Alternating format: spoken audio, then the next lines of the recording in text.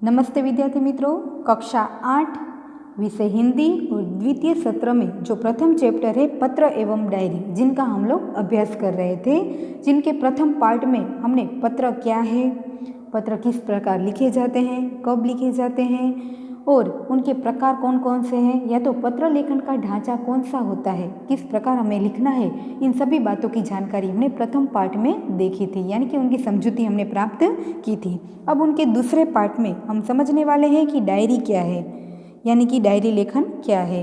तो आज हम डायरी लेखन की चर्चा करेंगे। तो डायरी लेखन होता क्या है, डायरी किसे कहते हैं, इसके बारे में सभी जानकारी प्राप्त करेंगे।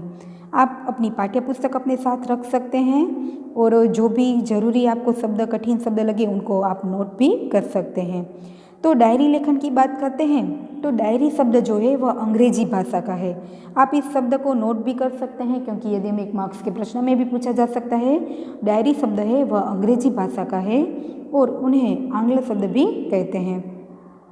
तो डायरी के लिए हिंदी में दैनंदिनी या तो दैनिकी आदि शब्दों का भी प्रयोग किया जाता है। इनको भी आप नोट कर सकते हैं, क्योंकि हमारा एक मार्क्स का प्रश्न भी यहाँ पर बनता है कि डायरी के लिए हिंदी में कौन कौन से शब्दों का प्रयुक्त होता है। तो दैनंदिनी या तो दैनिकी, आपने अपने शिक्षक गण से या तो टीचर से काफ़ी बार सुना होगा कि प्रत्येक नोंद, यानी कि हर रोज की जो नोंद हम लिखते हैं उन्हें दैनिकी भी कहते हैं या तो दैनंदिनी भी कहते हैं। तो यहाँ हमारे एक एक मार्क्स के 2 प्रश्न बनते हैं। फिर डायरी में क्या होता है, तो डायरी में निजी जीवन में, निजी यानी अपने खुद के प्राइवेट जीवन में, प्रतिदिन यानी हर रोज घटित घटनाओं का लेखा जोखा रखा जाता है। हमारे जीवन में हर रोज जो भी घटनाएं बनती है उनको हम क्या करते हैं, लिखते हैं।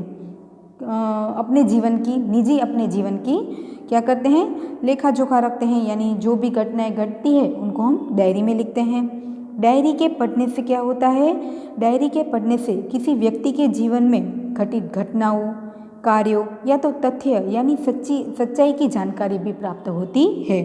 डायरी में व्यक्ति घटित घटनाओं के साथ साथ अपने मन में उठी प्रतिक्रियाओं की अभिव्यक्ति भी अंकित करता है। डायरी लेखन क्या होता है, जिनमें व्यक्ति क्या करता है, अपने जीवन की हर रोज की जो भी घटनाएं होती है, चाहे अच्छे प्रसंग हो चाहे बुरे प्रसंग हो, वे क्या करता है, अपने जीवन के हर रोज कुछ जो भी घटनाएं हैं वे अपनी डायरी में लिखता है। तो डायरी से क्या होता है, डायरी के पढ़ने से किसी व्यक्ति के जीवन की कुछ जो भी घटनाएं घटित हुई है, उनके जो भी कार्य है, जो भी सच्चाई है, उनको हम उनकी जानकारी प्राप्त कर सकते हैं। तो डायरी में व्यक्ति के घटित घटनाओं के साथ साथ क्या होता है, उनके मन में जो उनके प्रति जो प्रतिक्रिया होती है, उनकी जो अभिव्यक्ति होती है, वे भी अंकित की जाती है, यानी उसमें लिखी जाती है। तो उनके बारे में भी हम जानकारी प्राप्त कर सकते हैं। इसीलिए डायरी में क्या होता है, वैयक्तिकता होती है। वैयक्तिकता यानी पर्सनल बातें होती है, व्यक्ति की अपनी अपनी बातें होती है। चाहे वह व्यक्ति कोई भी हो, वह अपनी अपनी बातें लिखेगा। सभी व्यक्ति की बातें अलग अलग हो सकती है, सभी के अनुभव, सभी की घटनाएं, उनके साथ घटित घटनाएं अलग अलग हो सकती है। इसलिए डायरी क्या होती है, एक प्रकार की पर्सनल डायरी होती है, यानी कि वैयक्तिकता होती है। तो डायरी कब लिखी जाती है, उनके बारे में हम देखें तो डायरी प्रतिदिन यानी हर रोज भी लिख सकते हैं, साप्ताहिक यानी हफ्ते भर में भी आप लिख सकते हैं, पाक्षिक यानी 15 दिन में भी आप लिख सकते हैं, मासिक यानी मंथ में एक बार यानी महीने में एक बार भी आप लिख सकते हैं। तो ये भी हमारा एक मार्क्स का प्रश्न हुआ कि डायरी कब लिखी जा सकती है। तो यहाँ उनका उत्तर आप लोगों को प्राप्त होगा। इसलिए आप क्या करेंगे, अपनी पाठ्य पुस्तक में इन शब्दों को नोट कर लेंगे कि डायरी कब लिखी जा सकती है। हर रोज भी आप लिख सकते हैं, साप्ताहिक में यानी हफ्ते भर में भी एक बार लिख सकते हैं, 15 दिन में भी एक बार लिख सकते हैं, मासिक यानी मंथ में भी एक बार लिख सकते हैं। तो डायरी क्या होती है, पर्सनल होती है। इसलिए किसी की भी डायरी उनके पूछे बगैर हम कभी नहीं पढ़ सकते। उन्हें पूछकर ही, उनकी राय लेकर ही हम उनकी पर्सनल डायरी को पढ़ सकते हैं। आप भी अपनी ऐसी पर्सनल डायरी लिख सकते हैं। तो पर्सनल डायरी लिखने के लिए उनके कुछ नियम होते हैं। कब लिखी जाती है वे तो हमने देखा कि आप कभी भी लिख सकते हैं। तो डायरी लिखते समय हमें कौन कौन सी बातों को ध्यान में रखना चाहिए, या तो उनकी विशेषताएं क्या होती है, उनके बारे में हम जानकारी प्राप्त करेंगे। तो मित्रों यहाँ आपके सामने डायरी लेखन की विशेषताएं कौन कौन सी होती है या तो डायरी लेखन के लाभ क्या होते हैं। दोनों प्रश्न हमारे ऐसे हैं जो हमें 2-2 मार्क्स के प्रश्न में पूछे जा सकते हैं, इसलिए इनको समझना बहुत ही ज़रूरी है। शायद आप अपनी नोटबुक में भी लिख सकते हैं, अपनी पाठ्य पुस्तक से भी इन दोनों प्रश्नों को तैयार कर सकते हैं। प्रश्न इस प्रकार पूछे जा सकते हैं कि डायरी लेखन की विशेषताएँ बताइए या तो डायरी लेखन के लाभ बताइए। तो यहाँ हम ऐसे 2-2 मार्क्स के प्रश्न समझने वाले हैं। कौन से प्रश्न हैं? 2 मार्क्स के ऐसे प्रश्न हैं जिनको हमें समझना है कि डायरी लेखन की विशेषता क्या है। तो सबसे पहले हम ये देखेंगे कि डायरी लेखन की विशेषता क्या है, यानी डायरी लिखते समय हमें कौन कौन सी बातों को ध्यान में रखना चाहिए। डायरी लेखन में निम्नलिखित गुण होने जरूरी है, आवश्यक यानी जरूरी है। कौन कौन से गुण हैं? तो डायरी लेखन में क्रमबद्धता होनी चाहिए, यानी ऐसा नहीं होना चाहिए कि आज समझ लीजिए 22 तारीख है तो आज की हमने डायरी लेखन लिखा और 15 जो तारीख है वो बीत चुकी है तो उनके 22 तारीख के बाद हम 15 तारीख की घटना लिखेंगे। नहीं, ऐसा नहीं है। सबसे पहले हम क्या करेंगे, 15 तारीख की जो घटना है वे लिखेंगे, उनके बाद 20 तारीख की, उनके बाद 22 तारीख की। इस प्रकार एक प्रकार का क्रम होना चाहिए, तो ही डायरी लेखन है और उनकी विशेषताओं के आधारित डायरी लेखन कहा जाएगा। तो हमने सबसे पहले देखा कि डायरी लेखन में क्या होना चाहिए, क्रमबद्धता होनी चाहिए। और चाहे कोई भी घटना घटित हुई है तो हम पहले ये नहीं लिखेंगे कि समझ लीजिए कोई अकस्मात हुआ है, आपने अपने आंखों देखा, अकस्मात देखा है तो वह व्यक्ति को अस्पताल भेज दिया, फिर हम लिखेंगे कि इस घटना को इस तारीख को हुआ था, इस स्थल पर हुआ था। नहीं, कौन सी घटना कब हुई है, किस जगह हुई है, कौन सी तिथि पर हुई है, उनका भी एक प्रकार का क्रम होना चाहिए। तो यह विशेषता जाननी जरूरी है। चाहे आप जब भी डायरी लेखन लिख रहे हैं तो उनका एक क्रम होना जरूरी है। कैसा क्रम? निश्चित क्रम लिखना जरूरी है। उनके बाद क्या है, तो इसमें लिखा गया विवरण यानी जो भी आलेखन है वो कैसा होना चाहिए, संक्षिप्त होना चाहिए, यानी लंबे लंबे पैराग्राफ में नहीं लिखना चाहिए। जो भी घटना हुई है उनको आप क्या करेंगे, संक्षिप्त में लिखेंगे। नहीं तो क्या हो जाएगा, आपके पास समय ही नहीं रहेगा, आप पूरा लिखते ही जाएंगे। निबंध की तरह हमें डायरी लेखन नहीं लिखना है। उनमें जो भी हम लेखन लिख रहे हैं वह बिल्कुल संक्षिप्त होना चाहिए, यानी शॉर्ट में लिखना है। जो भी बातें हैं उनको हम क्या करेंगे, शॉर्ट में लिखेंगे। समझ लीजिए कि आज आप अपने मित्र से मिले हैं तो आप लोगों ने कौन सी बातें की, आपको कैसा माहौल लगा, वह आपका अनुभव आप लिख रहे हैं। तो आप कब मिले थे, कहाँ मिले थे, कौन सी तारीख को मिले थे, आपने कैसा माहौल हुआ, आपको कैसा लगा, इन सभी बातों को आप क्या करेंगे, शॉर्ट में लिखेंगे। इस प्रकार डायरी लेखन संक्षिप्त में लिखा जाता है। उनमें सार गर्भित होना चाहिए, कोई बनावटी या तो नकली बातें नहीं होनी चाहिए। जो भी घटनाएं हुई है उनमें कोई ना कोई सार निकलना चाहिए और वो जो भी बातें होती है वो वास्तविक होनी चाहिए, यानी सत्य घटना पर कल्पना नहीं होनी चाहिए। उसमें किसी भी प्रकार की कल्पना नहीं जोड़नी है, ऐसा करेंगे, ऐसा होगा, वैसा होगा, वैसी बातें नहीं लिखनी है। हमें सत्य बातें उनमें लिखनी है, यानी वास्तविक बातें लिखनी है। दोनों गुण हमने देखे। अब उनके बाद तो डायरी लेखन में क्या होना चाहिए, स्थान, कौन सी घटना पर आपका अनुभव आप लिख रहे हैं तो कौन सी घटना पर हुआ था, कौन सा स्थान था, कौन सी दिनांक थी, तिथि यानी कौन सी तारीख थी, कौन सी घटना हुई थी, या तो उनमें जो भी सच्ची बातें हैं उनको स्पष्ट रूप से उल्लेख होना जरूरी है।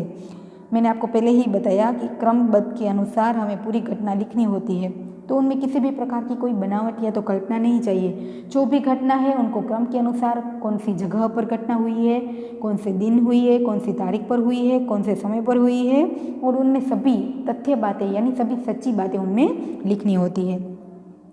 फिर है कि डायरी लेखन करते समय हमें कौन सी बात ध्यान में रखनी होगी, तो उसमें कोई आलोचना नहीं होनी चाहिए, यानी किसी के प्रति कोई प्रकार की निंदा नहीं होनी चाहिए, टिक्का टिप्पणी नहीं होनी चाहिए, बनावटीपन यानी नकली बातें नहीं होनी चाहिए।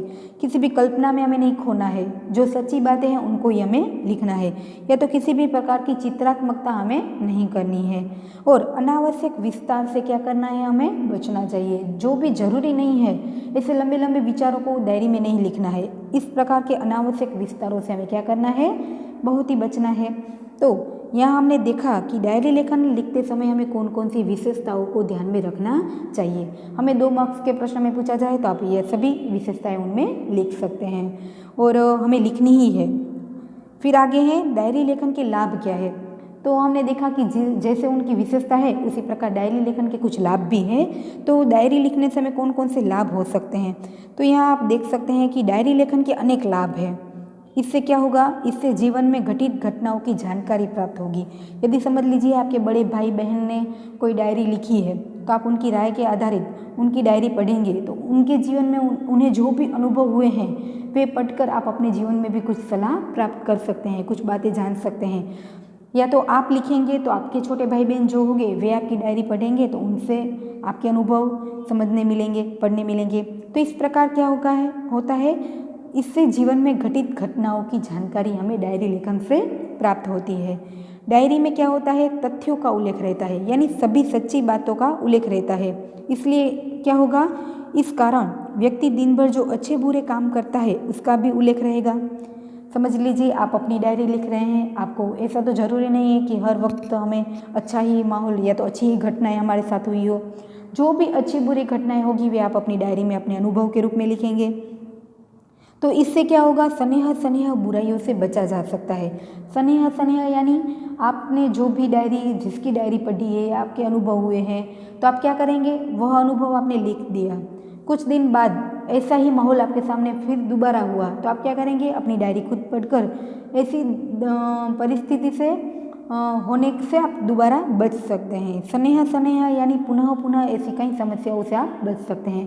तो डायरी का एक लाभ यह भी होता है कि डायरी से हमें घटित घटनाओं की जानकारी प्राप्त होती है। तो उनमें साथ साथ कोई भी व्यक्ति अपने जीवन के अच्छे बुरे अनुभवों को लिखता है तो उनको भी हम क्या कर सकते हैं, समझकर अपने आने वाले भविष्य में ऐसी बुराइयों से दूर भी रह सकते हैं।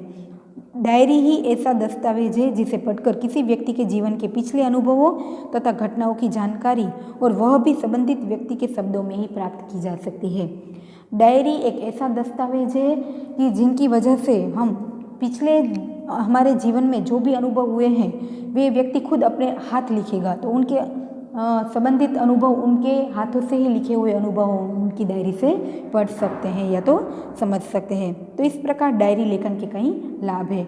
डायरी लेखन से एक लाभ यह भी हो सकता है कि हम क्या करेंगे, हमारे अनुभव डायरी में लिखने से हम कभी भी उन्हें पढ़ सकते हैं, उनका आनंद उठा सकते हैं, चाहे वे अच्छे बुरे कोई भी घटना हो। तो यह थे डायरी लेखन के लाभ। दोनों प्रश्न हमारे 2-2 मार्क्स के प्रश्न थे। अब यहाँ उनके कुछ उदाहरण दिए गए हैं कि डायरी किस प्रकार लिखी जाती है। तो परीक्षा में हमें पत्र लेखन के अथवा या तो पत्र लिखिए या तो डायरी लेखन लिखिए, कोई ऐसा हमें प्रश्न पूछा जाए तो हमें याद रखना है पत्र लेखन किस प्रकार लिखते हैं उनके बारे में तो हमने पहले पार्ट में समझ लिया, उनका ढांचा कौन सा है। अब बात करते हैं डायरी लेखन का ढांचा कैसा होना चाहिए। डायरी लिखते समय हमें पता है कि संक्षिप्त में बातें लिखनी है, क्रम में लिखना है, शब्दों का प्रयोग इस प्रकार करना है जिनमें कोई बनावटीपन ना लगे, कोई नकली बातें ना लगे। तो डायरी लेखन का ढांचा कौन सा होता है, किस प्रकार हमें डायरी लेखन लिखना है, उनके कुछ उदाहरण आपके सामने आपकी पाठ्य पुस्तक में दिए गए हैं। देखते हैं, यहाँ एक उदाहरण है, अपने नए विद्यालय के पहले दिन की घटनाओं को अपनी डायरी में लिखिए। समझ लीजिए आप कोई नई कक्षा में गए हैं, नई पाठशाला में, नई स्कूल में गए हैं, वहाँ पर आपका पहला दिन जो है, कई ऐसे बच्चे हैं जो कोई भी बच्चा हो, समझ लीजिए नई पाठशाला में जाएगा तो वहाँ का उनका माहौल कैसा होगा, उन्हें कैसा अनुभव होगा, उनका क्या करना है, डायरी लेखन लिखना है। आप भी कभी भी नई पाठशाला में गए होंगे, वहाँ आपने अपना एडमिशन करवाया होगा, आपको पहला दिन कैसा रहा होगा आपका, उनका अपना खुद का क्या करना है, निजी अनुभव लिखना हो तो किस प्रकार लिख सकते हैं। यहाँ किसी ने अपना निजी अनुभव दिखाया है, 7 अगस्त 2010 जामनगर। समझ लीजिए आपको लिखना है तो आप क्या करेंगे, कोई भी दिनांक लिख सकते हैं, आपका जो अनुभव हुआ है वो दिनांक लिख सकते हैं। सबसे पहले हमें क्या करना है, दाईं ओर इस प्रकार दिनांक लिखनी है और कौन से जगह पर यानी स्थान लिखना है। तो क्रम हो गया, पहले दिनांक, कौन सी जगह पर। अब बात करते हैं शुरुआत। आज नए विद्यालय में मेरा पहला दिन था। मन में विभिन्न प्रकार के विचारों की उथल पुथल चल रही थी, यानी कई विचार चल रहे थे तथा अनेक अनजानी शंकाएं अनायास ही मुझे डरा रही थी। 9 बजे पिताजी के साथ मैं अपने नए विद्यालय आदर्श मंदिर में पहुंचा। प्रधानाचार्य कक्ष में जाने पर उन्होंने मुझसे प्रश्न किए जिनके उत्तर मैंने दे दिए। मेरे उत्तरों से वे संतुष्ट नजर आए। उन्होंने मुझे प्रवेश के लिए निर्धारित फॉर्म दे दिया। मन को राहत मिली। थोड़ी ही देर में शुल्क यानी फी आदि जमा करवाने के बाद मैं अपनी नई कक्षा में पहुंच गया। अपने नए दोस्तों, अध्यापक यानी नए शिक्षक और आचार्य से मिलकर ऐसा नहीं लगा कि मैं नए विद्यालय में आया हूँ। किसी एक बच्चे ने अपने अनुभव लिखा है, जब वे नई पाठशाला में एडमिशन लेने जाता है तब उनको कैसा अनुभव होता है, उन्होंने अपनी डायरी में लिखा है। पहले तो उन्हें डर लग रहा था, फिर प्रिंसिपल सर से मिले, वहाँ उन्होंने जो प्रश्न पूछना था वे पूछ लिया, उन्होंने उत्तर दिया, उन्हें अच्छा लगा। फिर मुझे अपने नई कक्षा में जाने का मौका मिला। तो आप यहाँ देख सकते हैं सभी उनका जो अनुभव है वह संक्षिप्त में लिखा हुआ है, क्रम को भी यहाँ पर ले लिया गया है और किसी भी प्रकार का कोई बनावटीपन नहीं है। तो इस प्रकार हमें क्या करना है, डायरी लेखन लिखना है। दूसरा भी यहाँ उदाहरण आपके सामने दिया गया है। कोई भी उदाहरण आपको पूछे जा सकते हैं परीक्षा में। तो एक है, हमने देखा अनुभव वाला, वार्षिक परीक्षा के एक दिन पूर्व के अनुभव को अपनी डायरी में लिखिए। यह अनुभव तो हर बच्चों के साथ होता है, क्योंकि जब भी परीक्षा होती है उनके अगले दिन हमें क्या होता है, एक प्रकार का डर महसूस होता है। तो यहाँ पर भी है कि वार्षिक परीक्षा के एक दिन पूर्व के अनुभव को अपनी डायरी में लिखना है। तो आप भी अपने अनुभव इस प्रकार लिख सकते हैं। यहाँ देखिए, सबसे पहले उन्होंने अपना क्या किया है, दिनांक और स्थल जो है उनका पता लिख दिया है। फिर है, कल वार्षिक परीक्षा का पहला दिन है, रात्रि के 1 बज गए हैं परंतु नींद नहीं आ रही है। कल विज्ञान और टेक्नोलॉजी विषय की परीक्षा है, यद्यपि सब कुछ दोहरा लिया है, यानी एक बार पढ़ लिया है, तथापि मन में अजीब सा भय लग रहा है। सब कुछ तैयारी कर ली है, फिर भी मन है वह आज भी एक डर का महसूस कर रहा है। अचानक पिताजी मेरे कमरे में आए, मुझे जगा हुआ देखकर ढाढ़स बंधाया और बिस्तर पर लेटने को कहा। बत्ती बंद कर दी, बिस्तर पर पड़े पड़े भी नींद नहीं आ रही थी। पिताजी के चले जाने पर टेबल लैंप चलाया और पुस्तक के पन्ने पन्ने पुनः उलटने लगे, यानी फिर से पढ़ने की शुरुआत की। थोड़ी देर में थक कर बिस्तर पर पुनः लेट गया और न जाने कब नींद आ गई। यहाँ पर किसी बच्चे का वार्षिक परीक्षा के उनके अगले दिन उनका अनुभव लिखा है कि पढ़ते वक्त उन्हें कैसा महसूस होता है। तो आप भी अपना ऐसा अनुभव लिख सकते हैं, लेकिन हमें एक बात याद रखनी है, उनकी जो विशेषताएं हैं उनके आधारित हमें डायरी लेखन लिखना है। दोनों उदाहरण के आधारित हमने देखा कि डायरी लेखन का ढांचा कैसा होता है। तो हमें कौन कौन सी बातों को ध्यान में रखना है, दिनांक तिथि लिखना है, उनकी शुरुआत ऐसी करनी है जिनमें क्रम का उल्लेख रहता है या तो किसी भी प्रकार का कोई बनावटीपन ना हो। तो इस प्रकार डायरी लेखन का ढांचा था। अब बात करते हैं अभ्यास की। तो अभ्यास में क्या है, कुछ हमें ऐसे पत्र या तो डायरी दी गई है कि हमें ऐसे पत्र या डायरी लिखते समय कौन कौन सी बातों को ध्यान में रखना है। या तो परीक्षा में हमें कोई भी इनमें से कोई भी पत्र पूछा जा सकता है, कोई बाहर से कोई सूचना दी जा सकती है। तो अभ्यास में क्या है, निर्देशित विषय के बारे में पत्र लिखिए। समझ लीजिए आपको पेपर में ऐसी कोई सूचना दी गई है और विषय कौन सा है, आपने की हुई अपनी यात्रा प्रवास का वर्णन करते हुए अपने मित्र को पत्र लिखिए। पत्र लेखन में हमने सीखा था कि पत्र लेखन का ढांचा किस प्रकार है, ठीक है। तो समझ लीजिए कि हम कोई ईमेल से या तो व्हाट्सएप से आज मैसेज भेज सकते हैं अपने मित्र को, तो हम उनमें अपने साथ फ़ोटो भी भेज सकते हैं, वीडियो भी भेज सकते हैं। यह ईमेल में या तो व्हाट्सएप में ये सभी बातें लिख सकते हैं, लेकिन पत्र में हम क्या करेंगे, अपना निजी अनुभव खुद लिख कर भेजेंगे।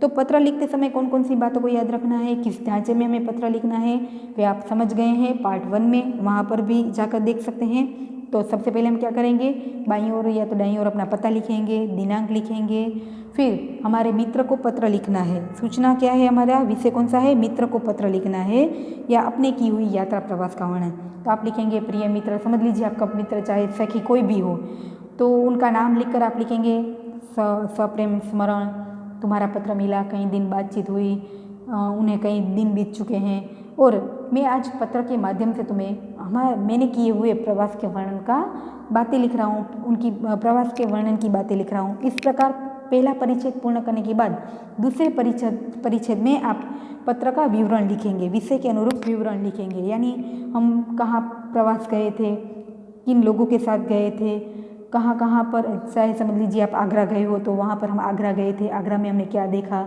कौन कौन से खाने की चीज़ें अच्छी थी वहाँ की संस्कृति क्या थी, उन सभी बातों को आप क्या करेंगे, लिखकर अपने मित्र को पत्र में लिखकर भेजेंगे। और आखिर परिच्छेद है उनमें आप लिखेंगे कि तुम्हारे माता पिता को प्रणाम, यह सब कुछ। और अंत में आप क्या करेंगे, जिसने पत्र लिखा है यानी आपने पत्र लिखा है तो आप अपना नाम लिखेंगे। इस प्रकार यह पूरा पत्र लिखा जाएगा।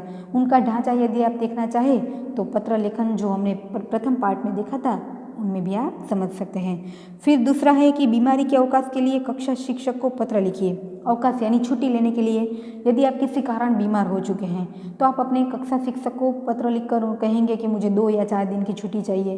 तो पहले आप लिखेंगे आपका पता, फिर दिनांक, फिर जिनको पत्र लिख रहे हैं यानी कि पाठशाला में अपने शिक्षक को लिख रहे हैं तो सेवा में वर्ग शिक्षक श्री का यानी हमारी पाठशाला का नाम लिखेंगे, वह पाठशाला कहाँ है उनका नाम लिखेंगे।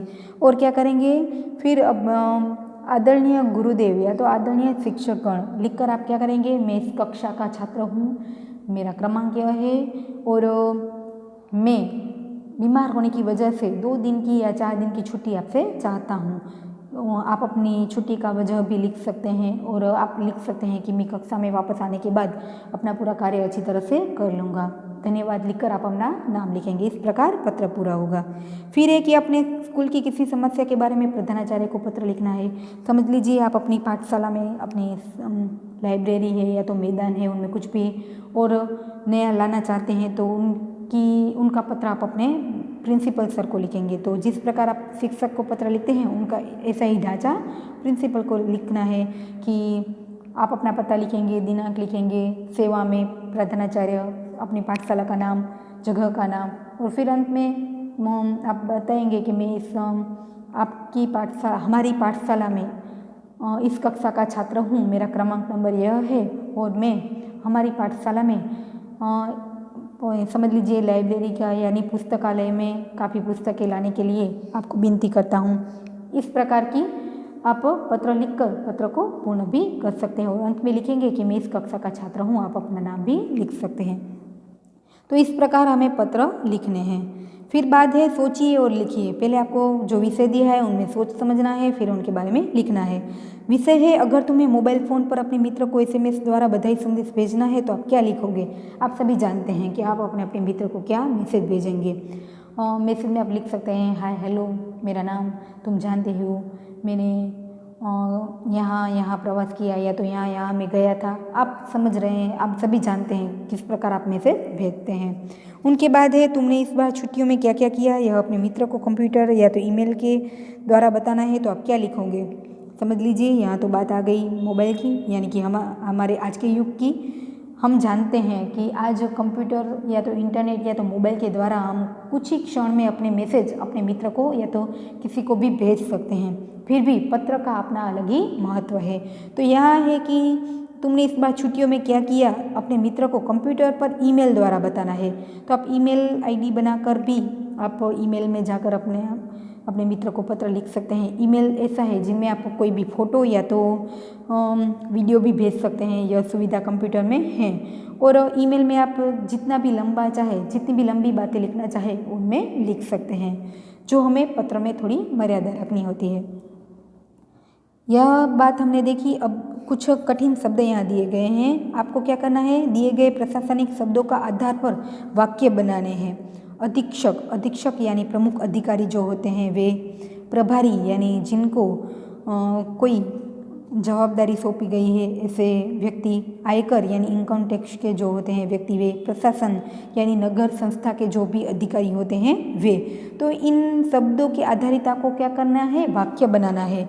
उदाहरण के तौर पर हम देखें एक वाक्य, तो यह वाक्य किस प्रकार बनाएंगे, तो समझ लीजिए कि आपके सामने एक शब्द है प्रभारी, तो उसने सूचना विभाग के प्रभारी का पद संभाल लिया। इस प्रकार वाक्य बनाने हैं। आप अपनी पाठ्य पुस्तक में जहाँ जगह है वहाँ पर क्या करेंगे, इनके वाक्य बनाएंगे। समझ लीजिए यहाँ पर जो भी जगह है उनमें आप पेंसिल से अपने वाक्य लिखेंगे। उनके बाद है डायरी लेखन के रूप में लिखिए। समझ लीजिए इनमें से कोई भी एक प्रश्न आपको पेपर में पूछा जाए, किसी एक पूरे दिन के अपने अनुभव का विवरण लिखिए। विवरण यानी लिखना है। हमने देखा था डायरी लेखन किस प्रकार लिखते हैं उनके ढांचे में, तो इसी प्रकार आप अपने जीवन के कोई भी अनुभव लिख सकते हैं, चाहे सुखद हो दुखद हो, कोई भी अनुभव आप अपने लिख सकते हैं। उनका ढांचा किस प्रकार है आपको पता है। वार्षिकोत्सव में सर्वश्रेष्ठ वक्ता का पुरस्कार मिलने का अपना अनुभव लिखिए। समझ लीजिए आपने वार्षिकोत्सव में सर्वश्रेष्ठ वक्ता यानी वक्तृत्व दिया, उनमें आपको प्रथम नंबर मिला और आपको बहुत ही खुशी हुई है, तो आप क्या करेंगे, अपना अनुभव लिखेंगे। समझ लीजिए कोई भी दिनांक जो भी वार्षिकोत्सव का दिन था यानी दिनांक थी वे लिखकर आप अपना पता लिखेंगे कि आज का मेरा अनुभव है कि मैंने कभी नहीं सोचा था कि मुझे क्या बोलना है, या तो मैं इस पाठशाला का बच्चा हूँ, मुझे वक्तृत्व देना था, मन में काफ़ी उथल पुथल चल रही थी कि मैं किस प्रकार अपना वक्तव्य दूंगा, परंतु जैसे ही मैं स्टेज पर पहुंचा और जैसे ही मैंने अपने बोलने की शुरुआत की तो मुझे पता ही नहीं चला कि मैं अच्छा प्रदर्शन कर पाया और यह मेरा बहुत ही सुखद अनुभव रहा। इस प्रकार आप अपना अनुभव लिख सकते हैं। फिर है अपने जीवन का कोई सुखद अनुभव लिखिए। यहाँ तो है अपने जीवन का सुखद अनुभव लिखिए। कोई भी अनुभव आपका हो सकता है सुखद, चाहे आपके माता पिता ने आपको कोई अच्छी गिफ्ट दी हो वो हो सकता है, आप अपने मित्र से मिलकर खुश हुए हो वो भी हो सकता है, कक्षा में आपका प्रथम नंबर आया है और आपको कोई अच्छा लोगों से आपको अच्छी बधाई मिली है वो भी हो सकता है। कोई भी अनुभव आप अपना लिख सकते हैं। तो इस प्रकार हमें पता है कि डायरी लेखन का ढांचा कौन सा है और हमें किस प्रकार लिखना है।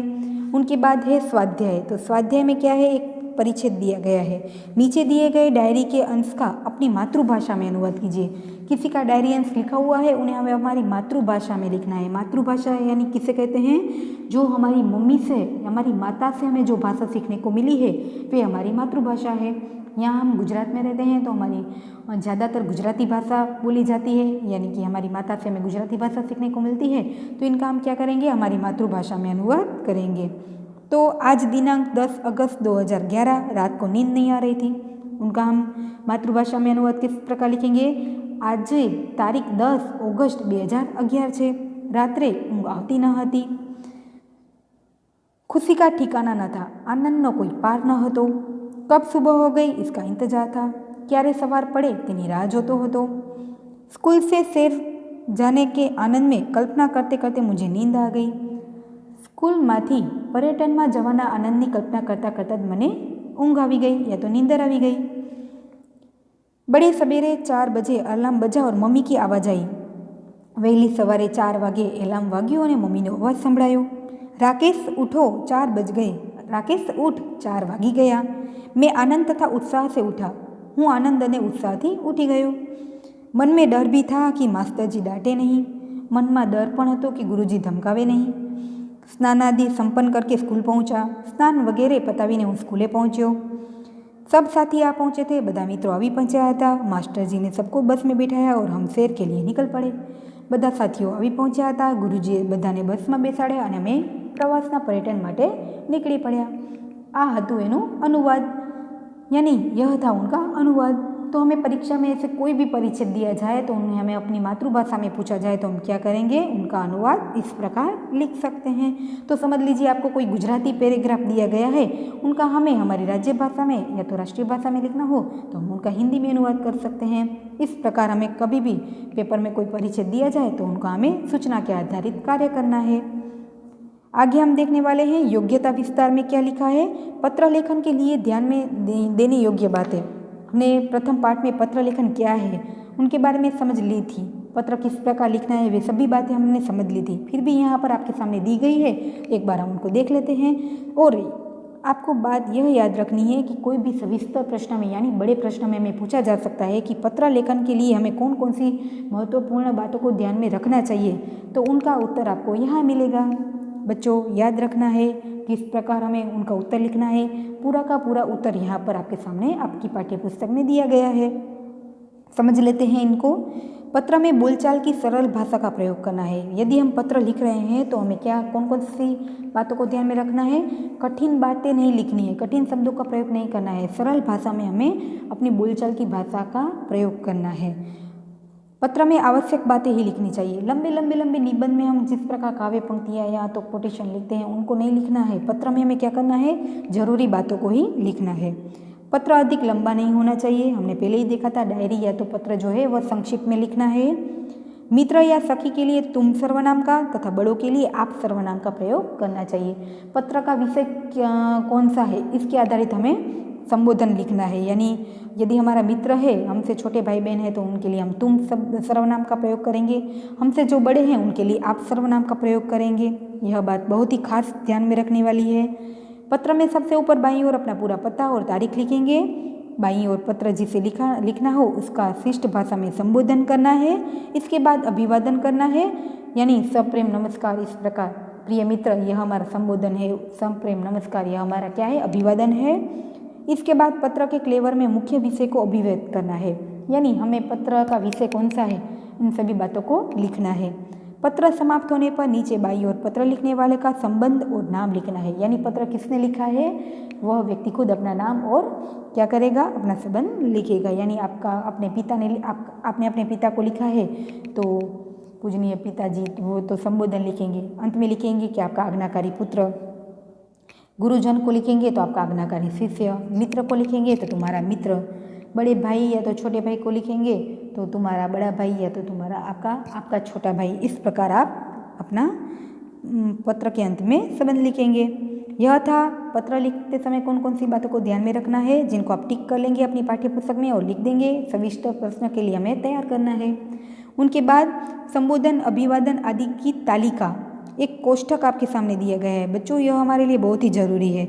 आप पत्र लिखेंगे तो हमें कौन से व्यक्ति को किस प्रकार का संबोधन करना है या तो अभिवादन करना है, किस प्रकार लिखना है, इन सभी बातों को यहाँ दिया गया है। तो यह पूरा का पूरा कोष्ठक आप 1 से 2 बार पढ़ लेंगे ताकि आपको पता चल जाएगा कि पत्र लिखते समय हमें किस प्रकार का संबोधन करना है, अंत में कौन से शब्द का प्रयोग करना है।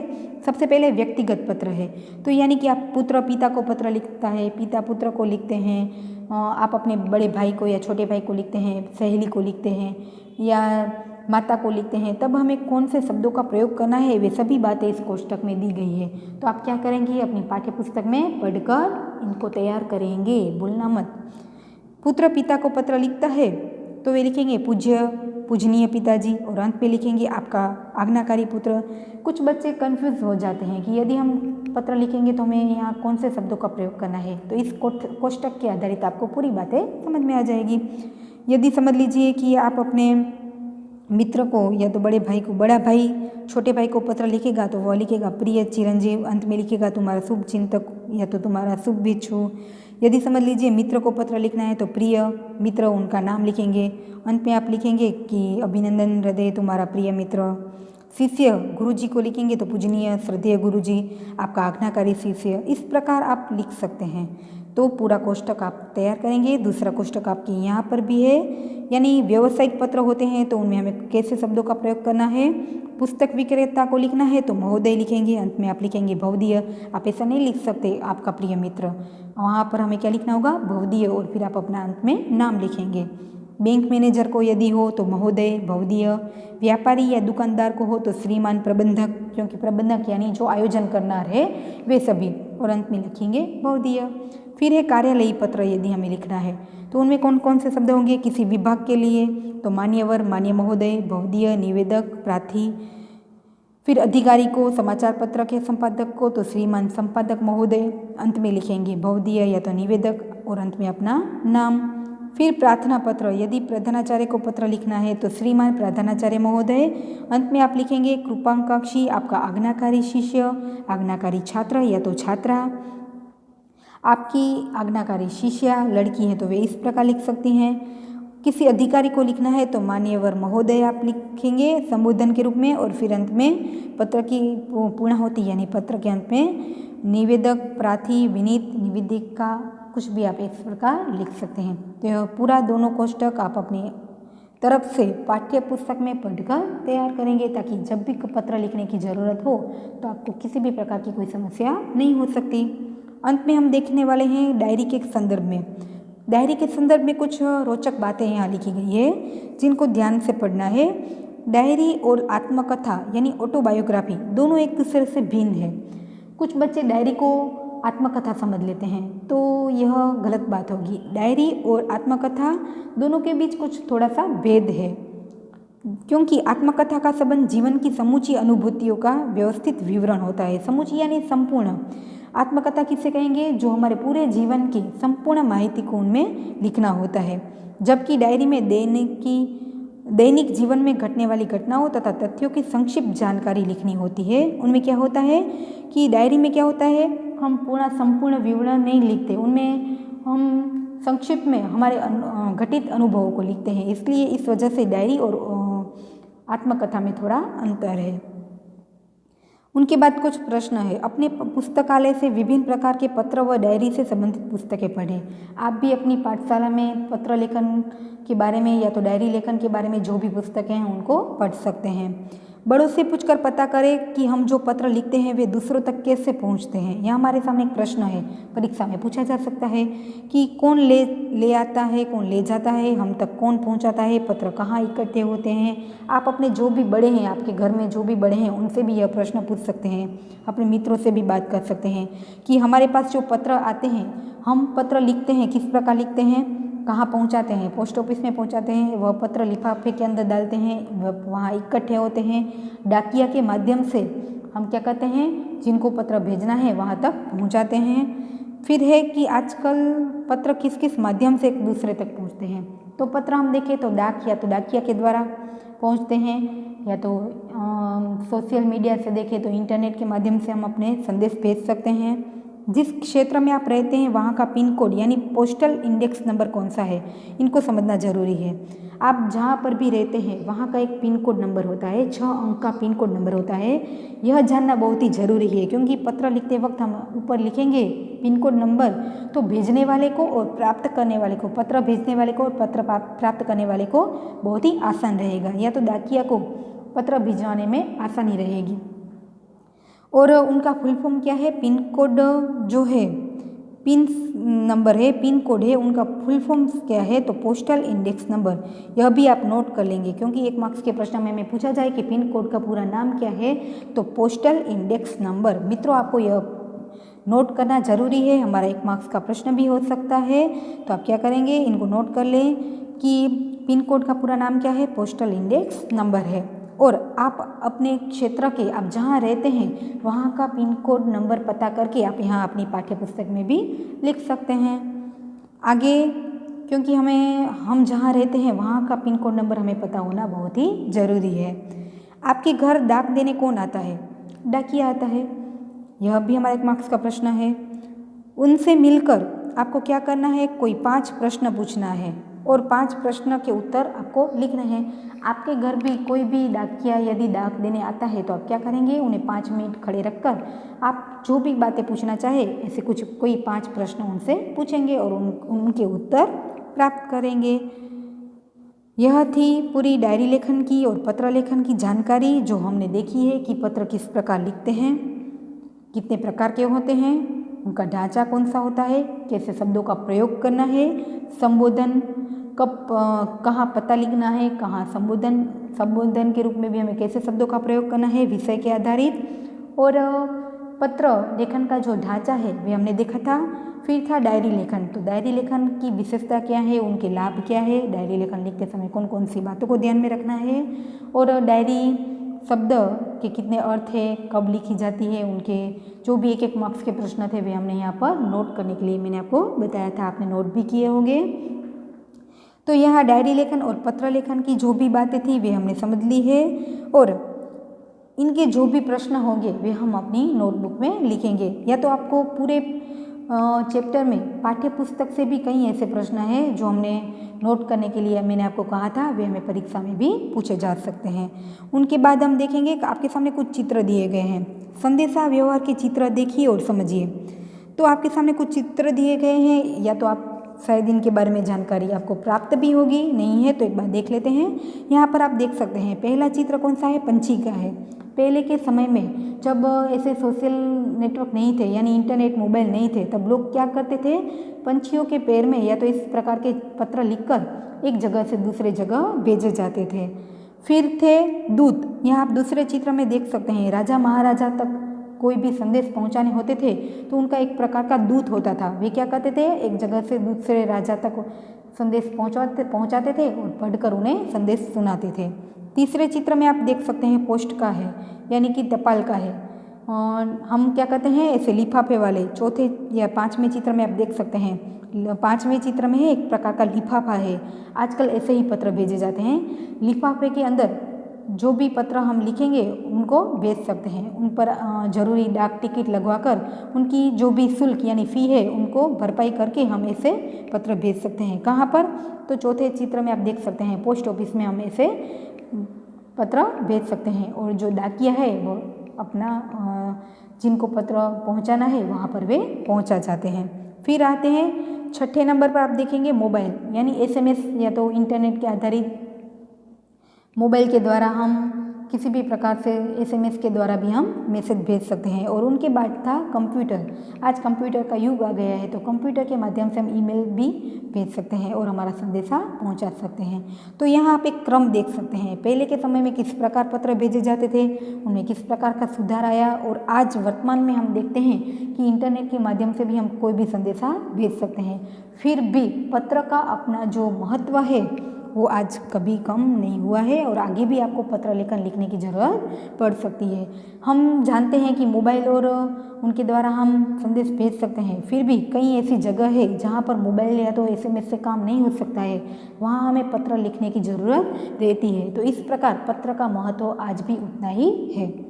तो पूरे चैप्टर में हमने पत्र लेखन क्या है और डायरी लेखन क्या है उनकी समझूती प्राप्त की है, पत्र किस प्रकार लिखते हैं और डायरी लेखन किस प्रकार लिखते हैं उनकी ढांचा को समझा है, और कई ऐसे कठिन शब्दों के आधारित इस चैप्टर की समझ प्राप्त की है। आप चाहे तो एक दो बार और यह वीडियो देख सकते हैं और पत्र लेखन और डायरी लेखन की समझ प्राप्त कर सकते हैं। नमस्ते, थैंक यू।